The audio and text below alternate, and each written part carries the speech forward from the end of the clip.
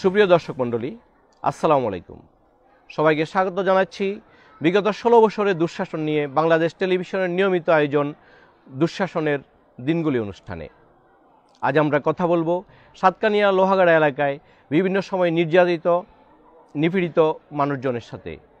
আজ আমরা এমন 4 জন ব্যক্তিকে আমন্ত্রণ জানিয়েছি যারা দুঃশাসনে নিষ্পেষিত হয়ে নিজেদের পা হারিয়েছেন। আমার ডান পাশে আছেন জনাব মোহাম্মদ কামাল উদ্দিন। কামাল ভাই, আপনাকে স্বাগতম। তো আমরা আপনার মুখেই শুনব আপনি কিভাবে আহত হয়েছিলেন, আপনার সেই দুঃসহ দিনগুলির কথা। আমি বিদেশ ছিলাম, বিদেশ থেকে আসার পর বাড়িতে ছিলাম। বাড়িতে এসে আবু রাজা নদীর নেতৃত্বে আমার এখানে কুড়িপুষের জন চাঁদা চাওয়ার জন্য যাই। 10 লক্ষ টাকা চাঁদা চাইছিল। এই চাঁদা এখন না হয় আমাকে মেরে ফেলবে। তখন আমি বাঁচানোর জন্য বাড়ি থেকে টাউনে চলে যাই।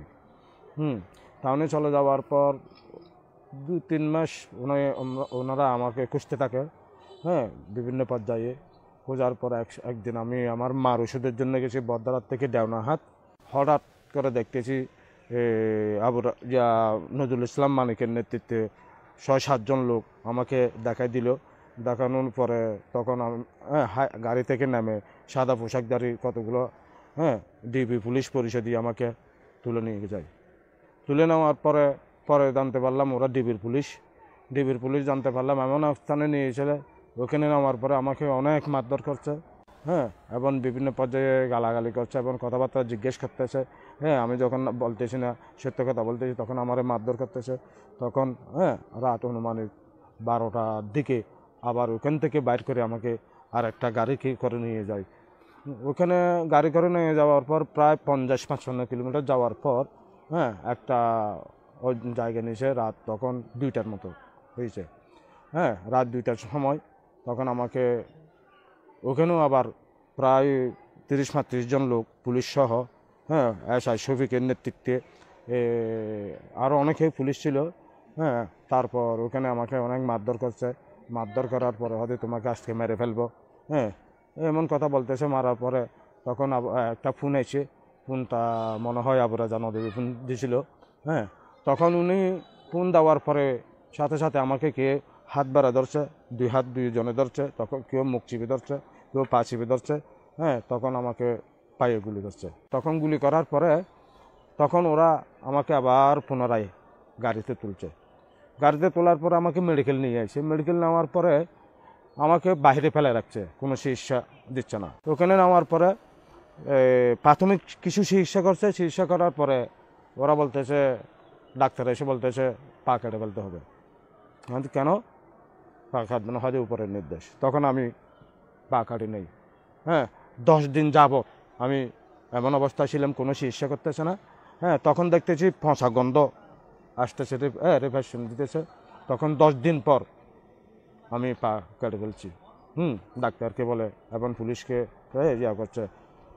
এটা বলার পরে 1 মাস 10 দিন ওখানে চিকিৎসা করছে। 1 মাস 10 দিন চিকিৎসা করার পরে আমাকে মিথ্যা মামলা 8টা মিথ্যা মামলা দিয়ে কোর্টে চালান দিছে। ধন্যবাদ কামাল ভাই। সুপ্রিয় দর্শক মণ্ডলী, কামাল ভাই একজন প্রবাসী ছিলেন রেমিটেন্স যোদ্ধা। বিনা চিকিৎসায় যখন তিনি চট্টগ্রাম মেডিকেলে পড়েছিলেন, 10 দিন পর যখন তার পা থেকে পচা গন্ধ বের হচ্ছিল, দুর্গন্ধ বের হচ্ছিল, উনি নিজ থেকে পা কাটতে বলেছিলেন। উনি নিজেই বললেন যেদিন গুলি করেছে, গুলি করার মতো উনি আহত ছিলেন না। পুলিশের গুলি, উনার দাবি অনুযায়ী পুলিশের গুলি উনার পা কেটে ফেলার মতো অবস্থায় ছিল না, কিন্তু চিকিৎসাহীন অবস্থায় ফেলে রেখে উনাকে পা কেটে ফেলতে বাধ্য করা হয়েছে। কেমন নির্যাতন ছিল, কেমন নিষ্পেষণ ছিল, এরকম একটি ঘটনা থেকেই আপনারা আজ করতে পারেন। এবার আমরা যাচ্ছি আমাদের আরেকজন অতিথি জনাব এনামুল হকের কাছে। ঘটনাটা হয়েছে যে 2015 সালে 29 তারিখ 8 মাসের। আমাকে থানার থেকে বাড়ির থেকে তুলে নেওয়া হয়েছিল 3টার দিকে রাত্রে। নিয়ে পুরা দিন আমার সাথে কারোর সাথে দেখা করতে দেয় নাই। কোথায়? থানাতে। কিন্তু নেওয়ার পরে রাত ওই দিন কিছু বলতে পারে নাই। আমার থেকে অনেক কিছু জিজ্ঞেস করছে, কিন্তু আমার থেকে যখন মুখোশ স্বীকারোক্তি হচ্ছে না, এরপরে যে রাত্রে 8টার দিকে একটা সোর্স গেছিল থানাতে। ওনার নাম হচ্ছে আব্দুর রাজ্জাক। ওনার নাম আব্দুর রাজ্জাক। উনি গিয়ে এই সকালে আমার ওয়াইফ আমার শাশুড়ি আম্মা গেছিল। ওনাদের যখন ওই সোস আব্দুর রাজ্জাকের সাথে যখন দেখা হয়েছিল, উনি ওখানে বলছে যে কি এনামকে তো বাঁচা যাবে না, কেন ওনাকে গুলি দিয়ে দিছি। গুলি মানে দাওয়া, এটা কেমিক্যাল। ওই পুলিশকে বলছে দে, পুলিশ থেকে উনি সোস আব্দুর রাজ্জাক বলে আমার ওয়াইফকে বলছিল। ওটা কিন্তু এখন আমার কাছে রেকর্ডিং আছে। এরপরে গিয়ে রাত্রে ঠিক এশারের নামাজের পরপর আমাকে এরকম হাত বাঁধা হয়েছিল, পিছন দিকে একটা লাঠি দিছিল এরকম ফেজাইয়ে ফেজাইয়ে। সেই সময় অনেক কিছু জিজ্ঞেস করছেন, কিন্তু জিজ্ঞেস যখন আমার মুখ দিয়ে কথা বের হচ্ছিল না, বের যখন হচ্ছিল না, তারপর আমি গুড়ি যখন পরে যেতেছি, কিন্তু ওরা খুলে দিছিল। খোলার পরে আমাকে ওখান থেকে কতগুলো মেডিসিন খাওয়াইছিল রাত্রে। ওটা অলরেডি তসলিং করার পরে, মেডিসিন খাওয়ার পরে আবার সুস্থ হয়ে গেছি। মারধর করার পরে সুস্থ হওয়ার পরে আমাকে কি করছে, ওই দুইটা লোক আসছিল, একজন শুক্কুর, একজন শাকিল নামে, রাত্রেটা 10টার পর ওইটাও আমার মনে আছে। ওখান থেকে কি করছিল, যখন এরা দুজনকে বলছে কি এটা এরিয়া জামাতের খেড়া ছিল, এরকম বলছিল। ওটা বলার সাথে সাথে দেড় কারণে আমাকে ওই আনসারুল্লাহ বলে, উনি এক লাথি মারছে। আমি দরজার উপাস থেকে এই পাশে চলে আসছি, কিন্তু আমি হাঁটতে পারছি না, আমার পাগুলো বড় বড় হয়ে গেছিল। তারপর কি করছে, আমাকে উলঙ্গ করে ফেলছে। কে ওই শুক্কু ছিল বাহিরে, শাকিলটা ছিল ভিতরে। উনি একজন মানসিক রোগী ছিল আবার, সেটাও আমরা জানি। ওনাকে নিয়েছিল কে, সেলিমে, বর্তমান মাদ্রাসার চেয়ারম্যান ছিল। ওটা বড় চেয়ারম্যান না, আবার এমনি ওই সিলেকশনের চেয়ারম্যান হয়েছিল। ওখান থেকে কি করছে, শাকিল ও ল্যান্ডা করার পরে, উলঙ্গ করার পরে আমাকে 7 বার কারেন্টের শট দেওয়া হয়েছিল, এত বড় একটা মোটর দিয়া। এরপরে কি করছে, ফ্লাশ দিছে, ফ্লাশ দিয়ে এটা ধরছে যখন, আমি একটা সিগারেট দিছিলাম, এই নোকটা নিয়ে গেছিল, কিন্তু কারোর সাথে কথা বলতে দিতে পারে নাই। এরপরে গিয়ে রাত্রে 12টার দিকে আমাকে বের করা হয়েছে। বের করে আবার, কিন্তু ওখানে আমাকে ধরছে তো কোথায় থেকে, ইউসিএ 3 নম্বর ওয়ার্ড থেকে নিয়ে গেছে। তো কোথায়, থানা নেওয়ার পরে ওখান থেকে বের করে আবার মাদ্রাসায় আনছিল। তো রাত্রে 12:30 বাজছে। সেটাও কিন্তু আমি দেখতেছি, আমার চোখটা একটা কালো গামছা দিয়ে বাঁধা ছিল। আমি এটাতে এরকম আস্তে আস্তে হাতে ফিসে ফ্যাঙ্কাপ মারা, ওটা তো লাগতে পারতেছি না। এরপরে থানা তো কিন্তু আরেক তসলিং করছে, ওই হ্যাঙ্কাপ আছে না, হ্যাঙ্কাপ মেরে আমাকে সিঁড়ির তলে রাখা হয়েছিল, ওই রুমে রাখে নাই, কারোর সাথে তো দেখা করতে দেয় নাই। তারপর ওখান থেকে বের করার পরে মুড়ে নিয়ে গেছিল পাহাড়ে, আমাদের এলাকায় পাহাড় আছে, কিন্তু ওখানে লোকজন ছিল, ওখানে কিন্তু কিছু করে নাই। সেই সময় একটা বাজতেছে, সেটাও আমার মনে আছে। ওখান থেকে আমাদের এখানে একটা ওই মাদ্রাসা ইউনিয়নে বলিগেল হয়, ওই মক্কার বলিগেলা বলে, ও পাশে আনার পরে ওখানে লোকজন আসছিল, এরা এদিন আমাকে স্বীকারোক্তি দিছিল, তোমাকে এখানে গুলি করতে চাইছিল এরকম করে, কিন্তু আমরা জনগণ করতে দিই না, এখানে মহিলারা আসলে আতঙ্ক হয়ে যাবে সেই জন্য। এরপরে ওখান থেকে ইউসিএতে আর নিতে পারে নাই। মাদ্রাসা ইউনিয়নের সেলিম সিয়ানের যেটা বড় অফিস বলে, ওটা দক্ষিণ পাশে গিয়া আমাকে গুলিটা করা হয়েছিল। এই রশি নিয়েছিল, এরা রশি নিয়ে এরকম বাঁধছিল হাতে না, ও পায়ে বাঁধার পরে এরকম সবাই ফেলছে 4 জনে, 2 জন এরকম হাতগুলো গিয়া করে ধরছে, কি ওই ছাপি ধরছে পা দিয়ে, ঠ্যাং ধরছে 2 জনের এরকম ঠাইনে। তারপর ফাটা এরকম বেঁধে এরকম শর্ট গান দিয়ে লাগাই গুলি করছে। ওখানে স্পোর্ট ছিল, সেলিম চেয়ারম্যানও ছিল, আরেকটা সৌদের সালেম মফিজ ছিল ওই স্পোর্টে, আব্দুর রাজ্জাকও ছিল। আবার ওনার মাই আমাকে স্বীকারোক্তি দিছে যে তোকে গুলি করার পরে রক্তগুলো আমি ঢুকাইছি, এখান থেকে ফানি আনি। এরপরে গিয়ে আবার সেলিম চেয়ারম্যান এখানে ওই 2টা ঘর আছে আশ্রয় গল্পের মতো স্কুলের যাতে। এরপরে কি করছিল, ওই একটা এরার শর্ট গানের খোসা আছে না, সেটা কিন্তু এখানে ভিতরে ঢুকে দিছে। ওটা আমি মেডিকেলে অনেকদিন রাখছিলাম, হয়তো আশা করি থাকতেও পারে, ওটা আমি দিতে পারবো থাকলে, কিন্তু ভিতরে ঢুকে দিছে ওই বুলেটের খোসাটা, সাদা খোসা। এটা 15 দিনের মাথায় আমাকে, আমি এখানে থানাতে ফোন দিয়েছিলাম, ওখানে আমার সিকিউরিটি প্রশাসন ছিল, ওনাকে বলছি দিয়ে আমি ঢাকায় গেলে ভালো হয়ে যাবো, হয়তো হ্যাঁ ভালো হয়ে যেতে পারবেন। কিন্তু এখানের এই দোসররা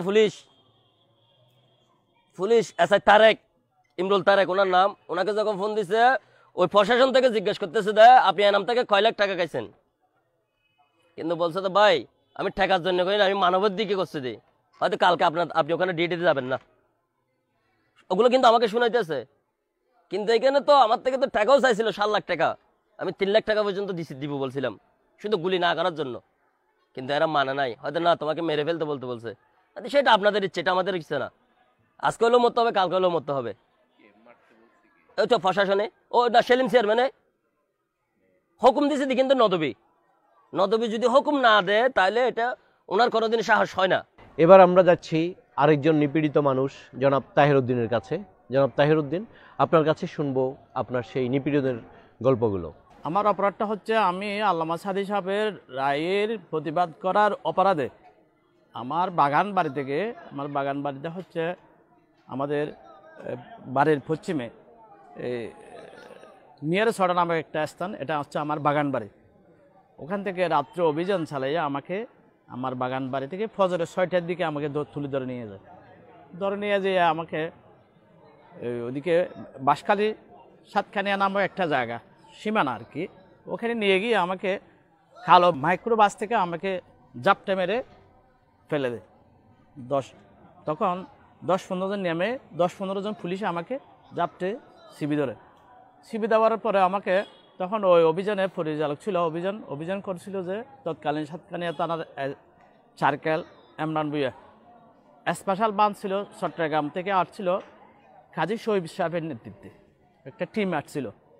ওখান থেকে ধরে নিয়ে তখন কাজী সাহেবকে বলছে যে, মানে এই কাজী সাহেব বলছে যে আমি মাথায় করতেছি গুলিটা।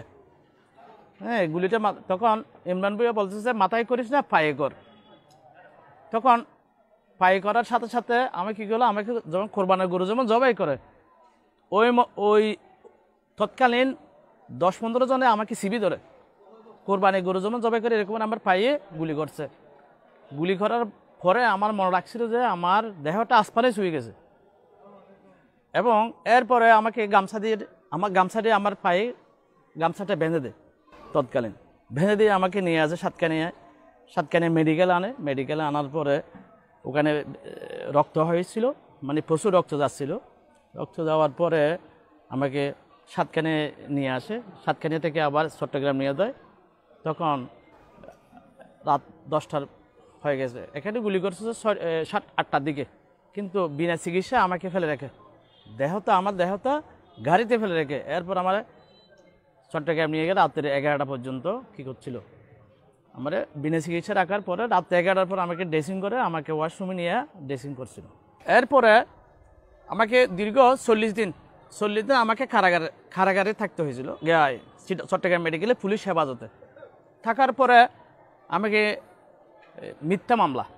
অনেকগুলো মিথ্যা মামলা, প্রায় 12-13টার মতো মিথ্যা মামলা দিয়েছে। মিথ্যা মামলা দেওয়ার পর আমাকে কারাগারে মিথ্যা মামলা দিয়ে কোর্টে এনে আবার কারাগারে দিছে।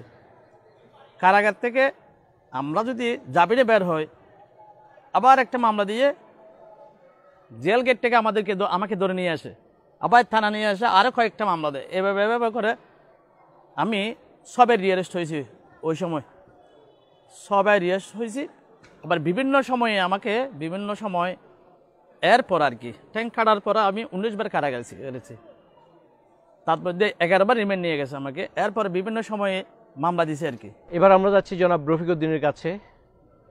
উনার নামে রয়েছে 63টি মামলা। 63টি মামলা দিয়ে উনার জীবন বিষিয়ে তোলা হয়েছিল। শুধু তাই নয়, নির্যাতনের এক পর্যায়ে তার একটি পা কেটে ফেলতে হয়েছিল। তার মুখেই শুনবো আমরা তার সেই নিপীড়নের দিনগুলোর গল্প। জনাব রফিক উদ্দিন। 2014 সালে এই ডিসেম্বরে 12 তারিখ একটা সকাল 8টায় একটা জানাজা গিয়েছিলাম কেউসিয়ায়। আমার সাথে ছিল আমার ভাই জসিম, আমার সহযোদ্ধা। উনি এক পর্যায়ে শহীদ হয়েছিল ওই দিন। আমি জানাজার থেকে আসার সময় ঠিক 9টা থেকে 9:30 কেউসিয়া 2 নম্বর ব্রিজ আমাকে অ্যাটাক করলো যৌথ বাহিনী, পুলিশ, র্যাব, বিজিবি। এক পর্যায়ে প্রথম আমাকে কোনো কথা না বলার সাথে সাথে আমাকে আমার বাম পায়ে গুলি করে ফেলছিল। তখন আমি পড়ে গেছিলাম। পড়ে যাওয়ার পরও একটু দূরে সরতে চাইছিলাম, কিন্তু আমাকে সরতে দেয় নাই। সবাই আমাকে ঘিরে ফেলছে। ঘিরে ফেলার পরে আমাকে এক পর্যায়ে ওরা ওখানে ইয়াতে নাল জমিনে আমি দাঁড়ায় থাকছি। দাঁড়ায় থাকার পর আমাকে এই এসআই সাতকানা থানা এসআই নাসমুল আমার সিনায় লাথি মেরে আমাকে ফেলা দিয়েছিল। তখন আমি পড়ে গেছিলাম। আমার এই পায়ে 2টা গুলি করছে, এই পায়ে 2টা করছিল। এগুলো করার পর আমাকে ওখান থেকে সিএনজি করে নিয়ে আসছে আজগরে অবস্থান নামে একটা সাতকানে, ওই যে বাম পাশে আজগরে অবস্থানে পুকুর পারে, ওখানে নিয়ে এসে আমাকে 7 জনে ধরছে। ধরার পর একটা পুকুরের পাড়ে ধরছে, 2 হাতে ধরছে আর 2 জনে পা ধরছে।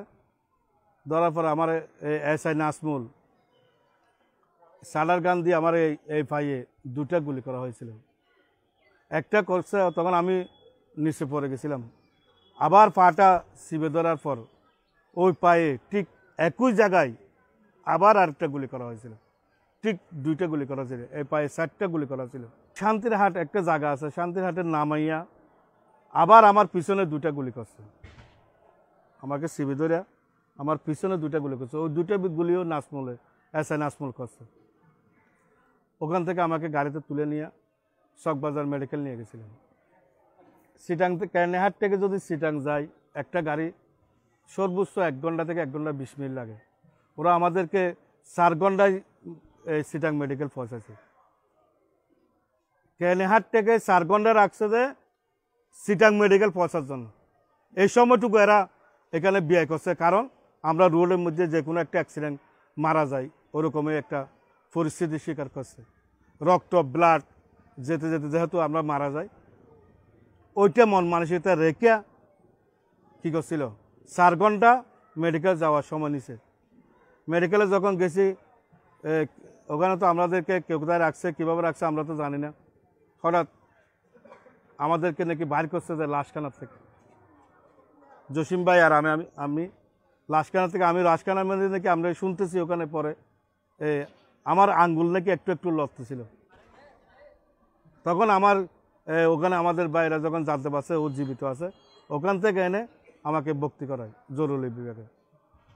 জরুরি বিভাগে যখন ভর্তি করায়, তখন এমপি নদবী, ডাক্তার মিনহাস, কুতুবুদ্দিন শিবলু, সাতকানি উপজেলা সভাপতি আওয়ামী লীগের, এবং বিপ্লব বড়ুয়া, ওদের সবার এই যে আমাদের সাতকানিয়ার যতগুলো ভাই পা হারাইছে, সবার হাত, এই সবগুলো হাত ছিল। যেমন এই চকবাজার মেডিকেলে এককভাবে নেতৃত্ব দিয়েছিল ডাক্তার মিনহাজ ডাকাত।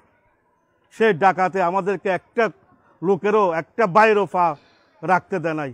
চিকিৎসার অভাব করে, চিকিৎসা না দিয়ে 10 দিন 15 দিন 20 দিন পর পছন্দ ধরার পর পরিণতি করে ফেলছিল। জনাব মোহাম্মদ রফিক তার আরেক সহযোদ্ধা সহ একসঙ্গে ছিলেন, তাদেরকে ধরে নিয়ে গুলি করা হয়েছিল। হসপিটাল নেওয়ার পথে জসিমউদ্দিন প্রাণ হারান, আর রফিককে নিয়ে রাখা হয়েছিল মর্গে। সে মর্গে মৃত ভেবে যখন ফেলে রাখা হয়েছিল, তার একটি আঙ্গুল যখন নাড়াচাড়া করে, এরপরে তাকে নেওয়া হয় চট্টগ্রাম মেডিকেল কলেজ হসপিটালের জরুরি বিভাগে। চিকিৎসায় তিনি প্রাণ ফিরে পান, কিন্তু একজন চিকিৎসকের নাম এসেছে যিনি আওয়ামী লীগের সেই চিকিৎসকদের সংগঠন সাচিপের কেন্দ্রীয় কমিটির সাংগঠনিক সম্পাদক ছিলেন জনাব মিনহাজউদ্দিন। মোহাম্মদ রফিক অভিযোগ করছেন, মিনহাজউদ্দিনের নেতৃত্বে চট্টগ্রাম মেডিকেল কলেজে সাতকানিয়া থেকে যারা আহত হয়ে ওখানে যেতেন, তাদের ট্রিটমেন্ট দিতে দেয়া হতো না। তাদেরকে বিনা চিকিৎসায় চট্টগ্রাম মেডিকেল কলেজের বারান্দায় ফেলে রাখা হতো 10 দিন 15 দিন এভাবে করে। যখন তাদের পায়ে পছন্দ হতো, তখন তাদের পা কেটে ফেলা হয়েছিল। তো আজ এ পর্যন্তই। দুঃশাসনের দিনগুলো কেমন ছিল আপনারা 4 জন ভুক্তভোগীর মুখেই শুনেছেন। আরেকদিন দেখা হবে অন্য কোনো এক অনুষ্ঠানে। ততদিন ভালো থাকুন, সুস্থ থাকুন। বাংলাদেশ টেলিভিশন চট্টগ্রামের সঙ্গেই থাকুন।